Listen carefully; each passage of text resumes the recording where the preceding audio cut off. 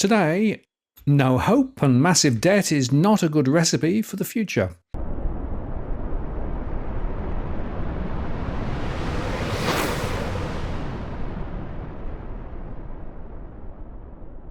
Hello again, it's Martin North from Digital Finance Analytics, one latest post covering finance and property news.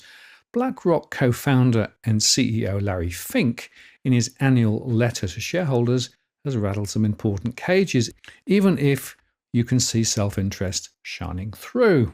He highlights a couple of not necessarily unrelated issues. First, he's frightened by the US public debt situation. And second, he warns of a looming retirement crisis which is facing the US, and calls on baby boomers to help younger generations save enough for their own futures. Young people have lost trust in older generations, Fink wrote. The burden is on us to get it back.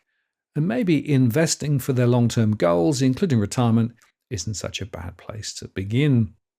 Compared with 20 years ago, the current cohort of young Americans is 50% more likely to question whether life has a purpose, while 40% agreed with the statement that it is hard to have hope for the world, according to a recent survey cited in the letter. The lack of hope worries me as a CEO.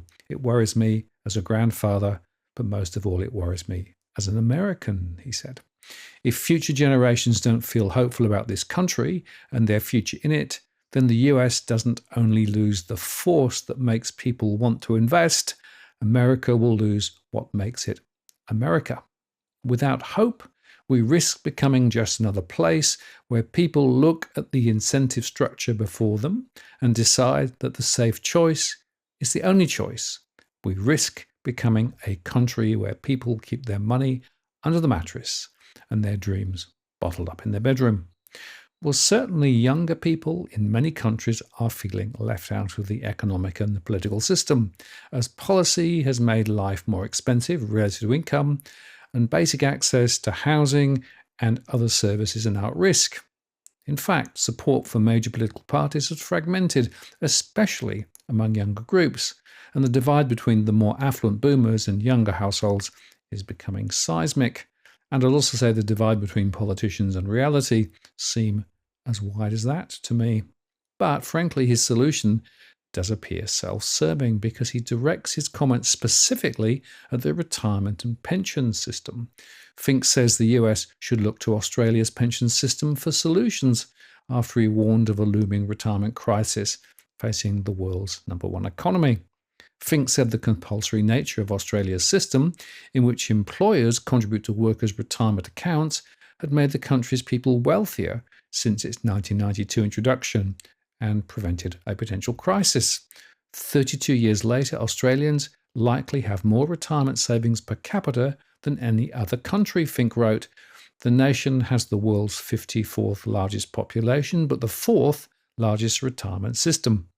Australia's pension system is the 4th largest in the world, with its rapid growth being fueled by that compulsory contribution of 11% of workers' wages, rising to 12% in 2025. In fact, a report from Mercer predicts industry assets topping 13.6 trillion Aussie dollars by 2048, with a dozen mega funds controlling more than $100 billion each by 2028.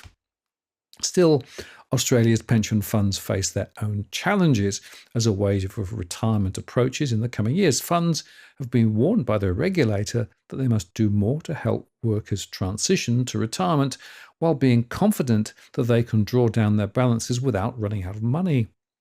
Looking carefully at the super system in Australia, I would argue that it's made the country less fair, while all the time allowing money managers to clip an ever-increasing ticket. And Fink, meanwhile, says that even those in the US with enough retirement savings don't necessarily know how to spend it.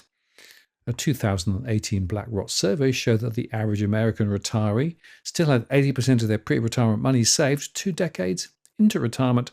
Savers first must build up a nest egg, then spend down at a rate that will last them the rest of their lives, he wrote. But who really knows how long that will be? Significantly, Fink also makes an impassioned plea for the world to tackle its mounting debt problem, which he says is at historical and potentially unsustainable levels, particularly in the US. The US public debt situation is more urgent than I ever remember, and the 3 percentage points in extra interest payments the US government must now pay on 10-year treasuries compared with 3 years ago is, quote, very dangerous, he said. Historically, America has paid for old debt by issuing new debt in the form of treasury securities. It's a workable strategy so long as people want to buy those securities. But going forward, the US cannot take for granted that investors will want to buy them in such volume or at a premium they currently do. The solution? Growth, Fink says. He says that if the US can grow GDP at 3% for the next 5 years, it will keep America's debt to GDP ratio at 120%, which he describes as high but reasonable.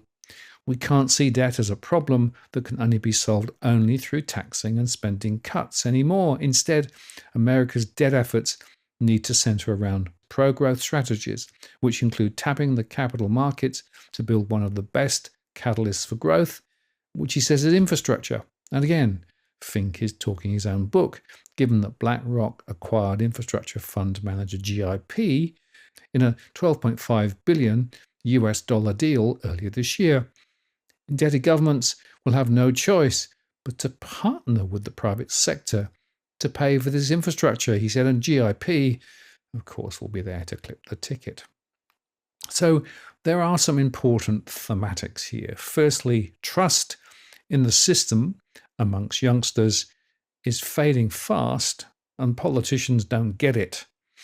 Secondly, I question whether perpetual growth is even feasible or possible, because of course we only have one planet, and at the moment we're exploiting that significantly more than one planet's worth of output.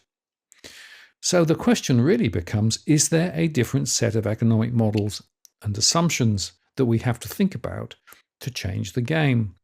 Well, I think there probably are.